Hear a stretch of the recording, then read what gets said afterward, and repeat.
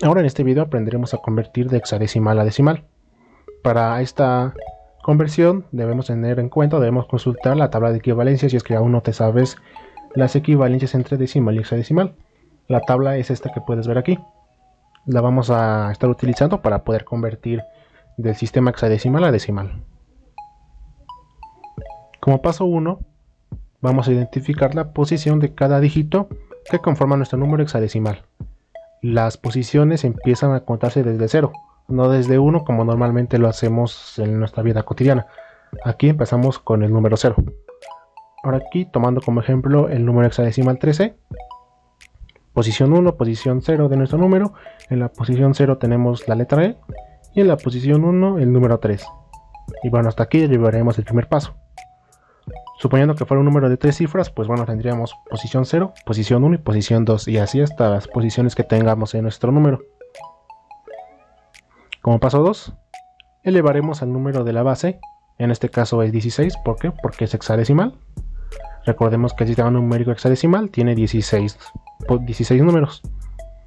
Ahora, paso 3, se multiplicará cada resultado del paso 2 por el número que se encuentra en cada posición. Si alguno de ellos es una letra, pueden consultar la tabla de equivalencias para saber el valor.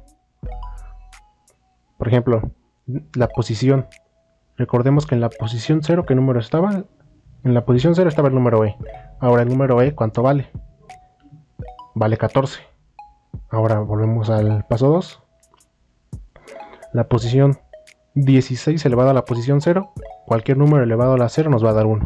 Ahora este 1 lo multiplicamos por E, que ya vimos que es 14. Y como resultado de 14 por 1 nos va a dar 14. Ahora vamos con la posición 1. 16 elevado a la 1, 16. Y ahora recordemos que nuestro número de la posición 1 era el 3. Entonces 16 por 3 nos va a dar 48. Y hasta aquí ya tenemos hasta el paso 3. Ya tenemos los resultados.